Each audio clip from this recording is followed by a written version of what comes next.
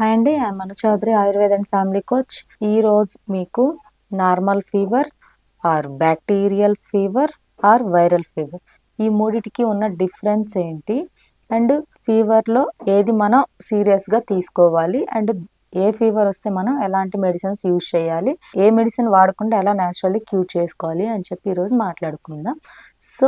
Normal fever అని అంటే like మనకి 98 degrees అలా ఉంటుంది. సో అది ఎలా వస్తుంది అని అంటే కొంచెం ఎక్కువగా వర్క్ చేస్తూ ఉంటాము, కొంచెం స్ట్రెస్గా ఫీల్ అవుతూ ఉంటాము, లేదు అని అంటే కొంచెం హార్డ్ వర్క్ చేసే పీపుల్స్ ఉంటారు, కొంచెం హార్డ్ వర్క్ చేస్తూ ఉంటారు, అండ్ లేదు అని అంటే మనకి టార్గెట్స్ ప్రాజెక్ట్స్ అనేవి కొంచెం మన జాబ్స్లో మనకు పెడతారు.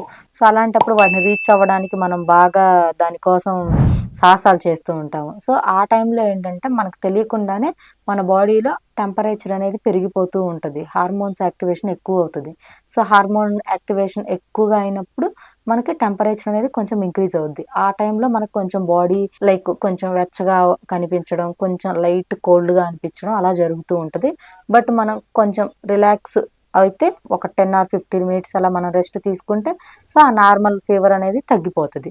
సో ఇలా వచ్చి మనం నార్మల్గా మనం డైలీ చేసే ఏవైతే వర్క్ ఉంటుందో వాటి వల్ల మనకి కొంచెం బాడీ హీట్ అనిపించినప్పుడు వచ్చే ఫీవర్ని నార్మల్ ఫీవర్ అంటారు. And bacterial fever. So bacterial fever అంటే ఏమిటి అని అంటే కొంచెం మనం తీసుకునే food like polluted food, water తీసుకున్న, అండ్ వాటితో పాటు లైక్ కిడ్స్ని తీసుకుంటే వాళ్ళు మట్టిలో ఎక్కువగా ఆడుకుంటూ ఉంటారు. సో మనకి సాయిల్లో టైప్ ఆఫ్ బ్యాక్టీరియా ఉంటుంది.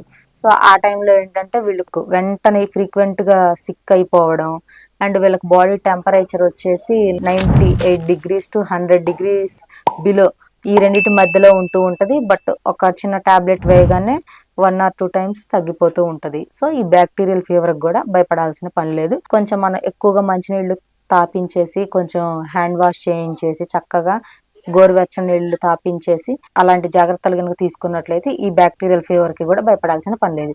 అండ్ థర్డ్ వన్ వచ్చేసి వైరల్ ఫీవర్. సో ఈ వైరల్ ఫీవర్స్ గురించి మాట్లాడుకుంటే ఈ వైరల్ ఫీవర్ అనేది మన ఎన్విరాన్మెంట్ చేంజ్ అయినప్పుడు వస్తూ ఉంటుంది. లైక్ ఎన్విరాన్మెంట్ చేంజ్ అంటే మనకి సీజన్ మారుతూ ఉంటుంది. ఫర్ ఎగ్జాంపుల్ తీసుకుంటే ఈ సీజన్లో మనకి this is the rainy season. So ఈ సీజన్లో మనకి వర్షాలు అనేవి బాగా పడుతూ ఉంటాయి.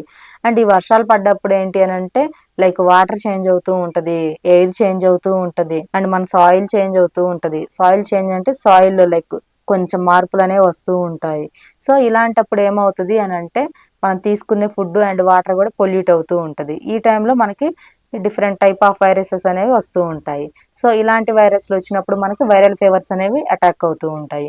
సో ఈ వైరల్ ఫీవర్స్ కొత్తగా సీజన్ మారిన టైంలో వచ్చే ఈ వైరల్ ఫీవర్స్లో మనకి బాడీలో ఎలాంటి సిమ్టమ్స్ ఉంటాయి అని మనం చెప్పుకుంటే కోల్డ్ ఉంటుందండి, కాఫ్ ఉంటుంది, అండ్ వీళ్ళకి బాడీలో టెంపరేచర్ వచ్చేసి 100 degrees అబోవ్ ఉంటుంది. 100 to 103, 104 వరకు కూడా ఉంటుంది కొంతమందిలో.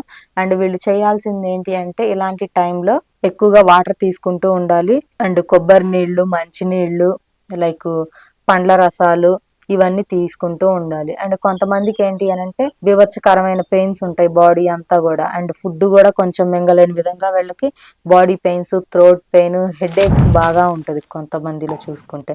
అండ్ కొంతమందికి వామిటింగ్స్ ఎక్కువగా అవుతూ ఉంటాయి, ఇంకా వామిటింగ్స్ అనేవి కంట్రోల్ అవ్వవు అసలు.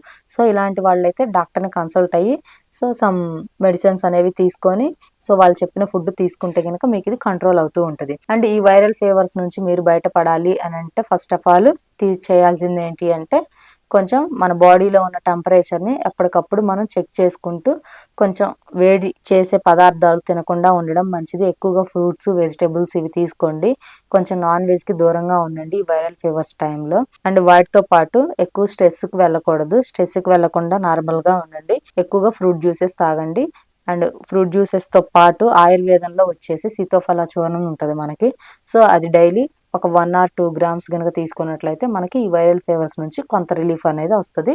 Thank you.